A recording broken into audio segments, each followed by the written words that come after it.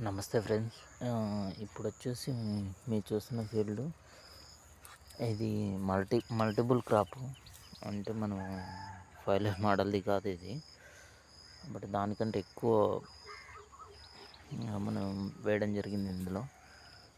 ఇక్కడ పప్పాయ కనిపిస్తుంది కదా మీకు, కిందనంతా పసుపు, అక్కడ బనానా, ఈ మధ్యలో రో మొత్తం మునగ, మిర్చి వేసాము. అయిపోయింది ఆల్మోస్ట్. మిర్చి ఫస్ట్ గోంగూర వేసిన తర్వాత మిర్చి వేసుకున్నాం. మిర్చి అండ్ డ్రమ్ స్టిక్, మునగ చెట్లు అండ్ సేమ్ ఇది కూడా అదే విధంగా వేసాము.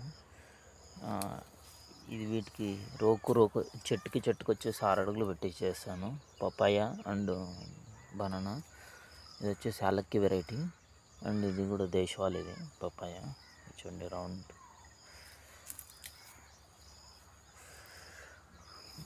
కింద అంతా పసుపు.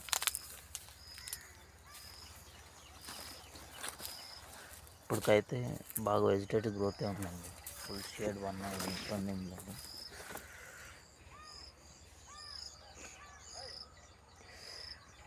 ఇలా వేయడానికి మనం డెన్సిటీ పెంచితే మనకి ఇల్లంగా వస్తుందా రాదా అనే దాంతో ఇలా ట్రై చేసాం మనం. ఇప్పుడైతే పప్పాయ అయితే బాగుంది. ఇప్పుడు ప్రతి చెట్టు అలాగే క్రాప్ ఉంది. వైరస్ కూడా అంతా 1-2 చెట్లకు మాత్రమే ఇబ్బంది పెడుతుంది. మిగతా అంతా మనం జీవామృతం ఇస్తున్నాం, ఇబ్బంది ఏం లేదు. ఇక్కడ మనం డైరెక్ట్ డ్రెంచింగ్ చేస్తున్నాం అండి. డ్రిప్ ఉన్నా కానీ డ్రిప్లో వదలట్లేదు, డైరెక్ట్ మొక్కకి వేస్తున్నాము. చూడండి మనం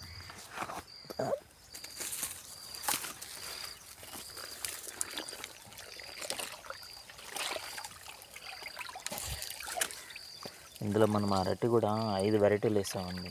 ఒకటి యాలక్కి వెరైటీ, రెండోది తమిళనాడు పువ్వన్ వెరైటీ, అండ్ కూర అరటి అని ఒక వెరైటీ వేసాము. దాంతోపాటు మనకు చిప్స్ దండి, నేంద్రం అని చిప్స్ వెరైటీ వేసాము ఒకటి. ఇంకా 5వది వచ్చేసి మనకు కర్పూరకేలి, చక్కెరకేలి అంటారు, ఆ వెరైటీ వేసామండి. ఇట్లా 5 వెరైటీలు బనానా వేసాము. అన్నీ హెల్తీగానే ఉన్నాయి. ఇప్పటి వరకు ఇందులో అయితే నాకు ఇబ్బంది పెట్టింది అయితే లేదండి. ఫైలర్ మోడల్లో అందులో లాంగ్ టర్మ్ క్రాప్ ఏది ప్లాన్ చేసుకోలేదండి. మేము 1 ఇయర్కి వచ్చేవి మాత్రం ప్లాన్ పెట్టుకునేసి వాటిలో అయితే చేస్తున్నాం. ఇప్పుడు లాంగ్ టర్మ్ అయితే ఏ ప్లాన్ చేసుకోలేదండి మనం. అలా పెట్టుకోవడం వల్ల ఆక్యుపై చేసేసి మనకు నెక్స్ట్ రావాల్సిన ఈల్డింగ్స్ అన్నీ మొత్తం లాగేసుకుంటాయి చెట్లే. అందుకని చెప్పి మేము 1 ఇయర్వి మాత్రమే ప్లాన్ పెట్టుకునేసి దాన్నే ఫాలో అప్ చేస్తున్నాము. రెండోది వీడింగ్ పెద్ద ప్రాబ్లం అండి. ఇది చూడండి, మల్చింగ్ చేసేసాం మొత్తం. వీడ్ మొత్తం మనం ఇట్లా బెడ్లో మల్చింగ్ చేసుకోవాల్సిందే. మనం ఇది బయటపడేసేది తగలట్టేది చేసామంటే ఇంకా వీడు వస్తూనే ఉంటుంది, మనం మేనేజ్ చేయలేము. ఇప్పటికి 2 నుంచి 3 సార్లు గడ్డి తీసి మధ్యలో వేసేసుకున్నాం. మొత్తం డీకంపోజ్ అయిపోయేసి అది మొక్కకు ఎరువుగా పనిచేస్తుంది. మనం జీవామృతం తప్ప ఏమి ఇవ్వలేదు ఇప్పటి వరకు. మొక్కలు కూడా బాగా ఎదిగిపోయినాయి. పప్పాయ కూడా మనం స్ప్రే కూడా 2-3 సార్లు చేస్తామండి అంతే. ఇప్పటి వరకు స్ప్రేనే చేయలేదు. ఒకవేళ స్ప్రే చేస్తుంటే వచ్చిన వైరస్లు కూడా, అంటే 1-2 చెట్లకు మాత్రం వైరస్ అటాక్ అయింది, అవి కూడా వచ్చేది కాదు మేబీ. మనం వచ్చేసి ఇక్కడ హాఫ్ ఎకర్లో ప్లాన్ చేసుకున్నాం. ఈ ప్లాను హాఫ్ ఎకర్లో వచ్చేసి 2 భాగాలుగా డివైడ్ చేసామండి. ఒకటి వచ్చేసి ఎక్స్జాట్ 60x60 మోడల్ వేసాము, సగము 1/4 ఎకరా. ఇంకో 1/4 ఎకరా వచ్చేసి ఇట్లా హై డెన్సిటీ మెథడ్లో, అల్ట్రా హై డెన్సిటీ అని చెప్పచ్చు. ఇట్లా మన 6x6 papaya and banana, turmeric, మిర్చి అండ్ డ్రమ్ స్టిక్ అన్నీ కలిపి వేసేసాం ఇందులో. దాంతోపాటు క్యాలీఫ్లవర్ కూడా ఉందండి ఇందులో. మనం మిర్చితో పాటు క్యాలీఫ్లవర్ వేసాము, బ్రింజల్ కూడా వేసాము. బ్రింజల్ రాలేదంటే గడ్డి పెరిగిపోయేసి ఈ వర్షానికి వదిలేయాల్సి వచ్చింది. క్యాలీఫ్లవర్ స్టార్ట్ అవుతుంది. ఇంకా మొత్తం మొత్తం క్యాలీఫ్లవర్ ఉంటుంది. అండ్ ఇక్కడ బెండ కూడా వేసాము. మిర్చి మిర్చి వేయకుండా కొన్ని చోట్ల బెండ వేయించేసాము. ఇదంతా బెండ అండ్ డ్రమ్ స్టిక్. ఇది వాటర్ స్పినచ్ అండి, లీఫీ వెజిటేబుల్. ఇది మనం బాగా పెరిగిపోయింది, కట్ చేయలేదు, అందుకని అట్లా కనిపిస్తుంది. ఇదంతా గడ్డి తీస్తున్నాం. ఇంకా బ్రింజల్ చూడండి అయిపోయింటే తీసేసాము. ఎక్కువ వెల్డింగ్ అయితే రాదు బ్రింజల్. రెడ్ వెరైటీ అండి, రెడ్ బనానా మర్చిపోయాను. రెడ్ బనానా కూడా వేసాము. మొత్తం 6 వెరైటీలు మన దగ్గర ఉండేది. ఇప్పుడు ఆల్రెడీ పువ్వన్ వెరైటీ గెలలు వస్తున్నాయి, మిగతావి కూడా రావాలా.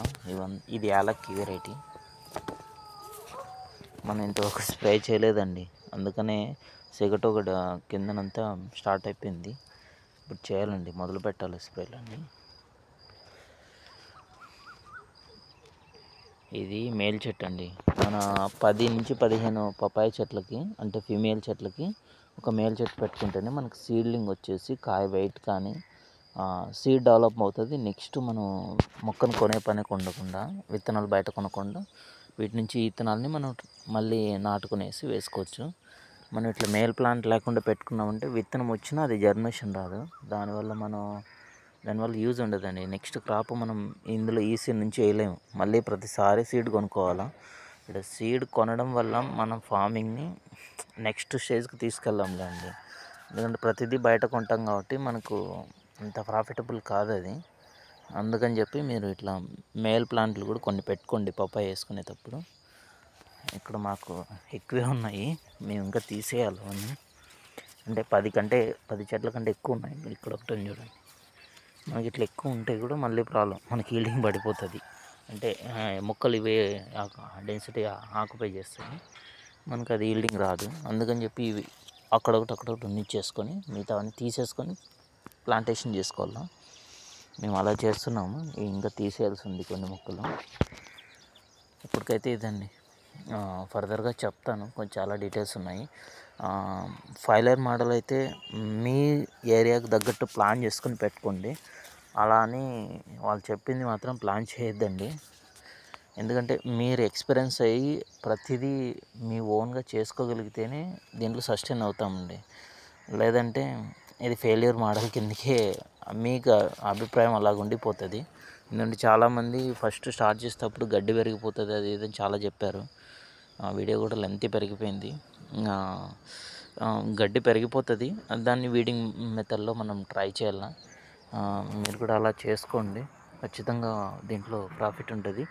రెండోది, ఇప్పుడు కొత్తగా 1 ఎకర్లో మేము ప్లాన్ చేస్తున్నాము. జామ and papaya, drumstick and vegetables, leafy vegetables మొత్తం ప్లాన్ అంతా రెడీ చేసుకున్నాము. బెడ్ కూడా రెడీ అయిపోయినాయి.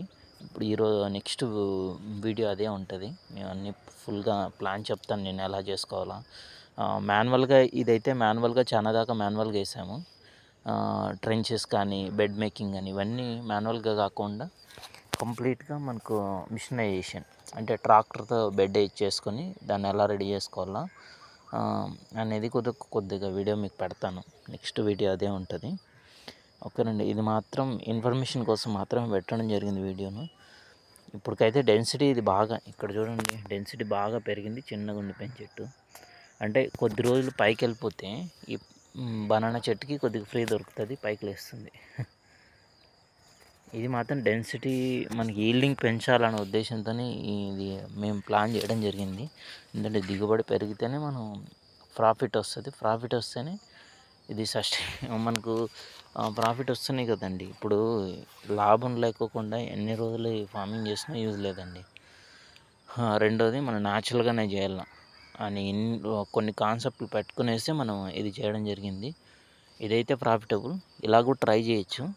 ఇవి కూడా కొన్ని డీటెయిల్స్ మీకు చెప్తానండి, ఎందుకంటే ఎంత డిస్టెన్స్లో పెట్టాము, ఎంత వేసాము, ప్రతిదీ క్లియర్గా చెప్తాను మీకు. ఫర్దర్గా అలాంటి వీడియోస్ కూడా మేము పెట్టడం జరుగుతుంది. ఇది 100% న్యాచురల్ అండి, మీరు వేరే డౌట్ ఏం పడాల్సిన పని లేదు.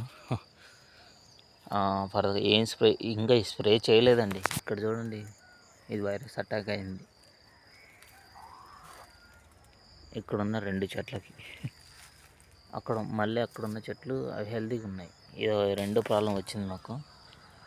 ఎప్పటి నుంచి మనం స్ప్రే చేసినా కానీ ఇక్కడ చూడండి ఈ స్టెప్ ఆగిపోతుంది. ఇక్కడ డ్రాప్ అయిపోయింది, లీఫ్ అంతా కిందంతా పట్టుకుంది. ఒకవేళ మనం మంచి మెయింటెనెన్స్ అంతా చేసామంటే నెక్స్ట్ స్టెప్ ఫ్రూటింగ్ స్టార్ట్ అయిపోతుందండి, ఆగదు ఇంక అక్కడ. మనం అందుకనే స్ప్రే చేయడం మొదలు పెడుతున్నాము. ఎందుకంటే ఇవన్నీ మెచ్యూర్ చూడండి, దాదాపుగా 3 గేజ్ దాకా ఉందండి. ఇంకా పండలేదు చెట్టు, కాయ పండలేదు, ఇంకా టైం తీసుకుంటుంది.